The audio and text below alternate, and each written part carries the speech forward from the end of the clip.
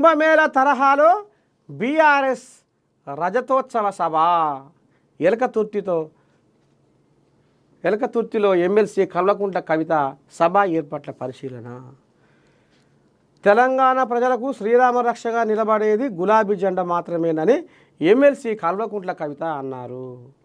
తెలంగాణ బాగుపడాలని బీఆర్ఎస్ నాయకులు కోరుకుంటారని, కానీ కాంగ్రెస్ బీజేపీ నాయకులు మాత్రం తమకు ఓట్లు బాగా రావాలని అనుకుంటున్నారని విమర్శించారు.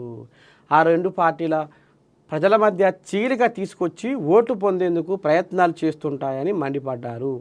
వరంగల్ జిల్లా ఎలకతుర్తిలో నిర్వహించనున్న బీఆర్ఎస్ రజతోత్సవ సభ ప్రాంగణాన్ని పార్టీ శ్రేణులతో కలిసి గురువారం నాడు ఎమ్మెల్సీ కవిత పరిశీలించారు. బీఆర్ఎస్ పార్టీలోని మహిళా నాయకత్వాన్ని పటిష్టం చేయడానికి కేసీఆర్ రోడ్ మ్యాప్ ఇచ్చారని ఎమ్మెల్సీ కవిత ఈ రకంగా ఆంబయ వెళ్ళబోసుకుంటుంది. అయితే మీకు ఒక ఫోటో చూపించాలి, నిన్న వచ్చింది. ఇక ఇప్పుడు బీఆర్ఎస్ పార్టీకి ఆముగ్దారులు ఎవరు, ఏంది, ఏం కథ అంటే, ఇప్పుడు కవిత కేటు రాములే అనే కాడికి వచ్చింది కథ. బిడ్డగా జూమ్ పెట్టు, ఇగో అవపడుతుందా? వీళ్ళంతా మహిళలు. ఇగో వెనకంగా ఫోటో ఎవరిది ఉంది? పెద్ద మనిషి ఉంది. ఇక్కడ కవిత మీద కూర్చుంది. ఇగో ఇటు మళ్తే ఇక్కడ కేటీ రాములు. హరీష్ రావు జాడలేడు, పత్తలేడు. హరీష్ రావు కనబడుతుండా ఏంటన్నా? మరి ఈయన ఫోటో కూడా పెట్టాలి కదా. ఈయన 2009లో ఊరికొచ్చి కార్లో జ్వరపడ్డాడు, అమెరికాలో ఉండి. అదేనా కాదా? నడవంతరంగా వచ్చినట్టే కదా. మరి ఈయనకు షాయాలు బిస్కెట్ల కానించి అందించుకుంటా ఉద్యమం 2001 కానించి ఉద్యమం కానించి హరీష్ రావు ఉండి ఎంట ఉండి ఛాయ బిస్కెట్ అందించుకుంటా మామకు మేనమామకు ఆసరవుకుంటా ఈయన వచ్చిండు. అంటే కరువు కాలం చూసిన ఆయన ఫోటో అనేమో లేదు. నడవంగా వచ్చి అమెరికాలో పనిచేసి నడవంగా వచ్చి జ్వరపడడానికేమో ఇక్కడ స్థానం ఉంది చూడుర్రి. ఇక మరి ఇప్పుడు ఇక హరీష్ రావుని ఇక పక్కకు పెట్టినట్టేగా, అంతేనా కాదా?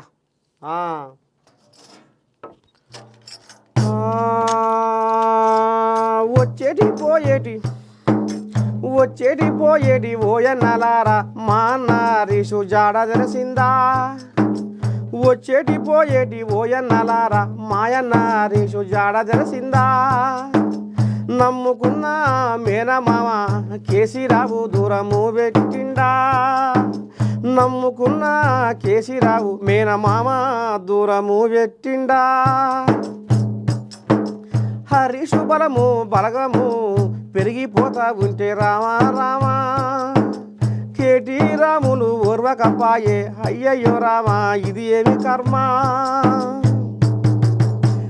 బాబా పచారా పలుకుబడి పెరుగుతుంటేను అయ్యో రామా.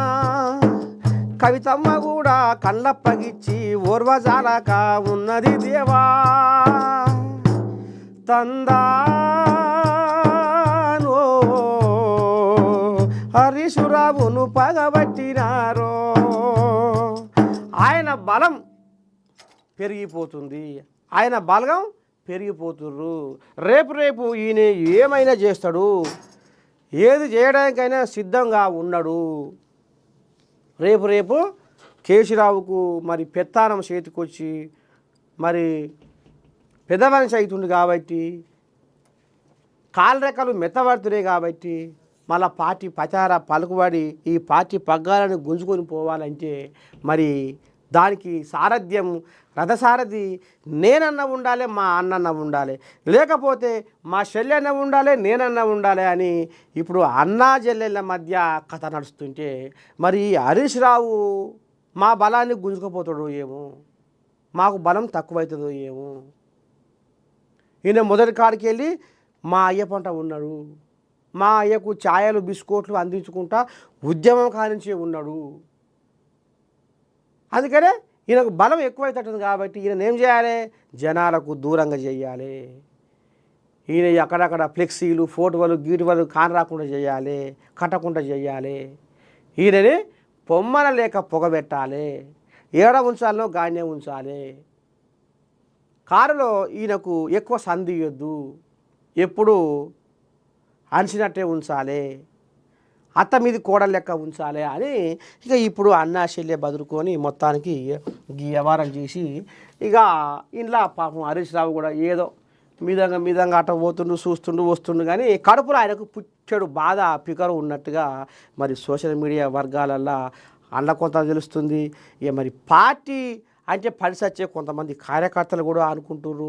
మొత్తానికైతే హరీష్ రావును దూరం చేసుకుంటుర్రు, హరీష్ రావును కడకు నూకుతుర్రు, హరీష్ రావును పక్కకు పెడుతుర్రు.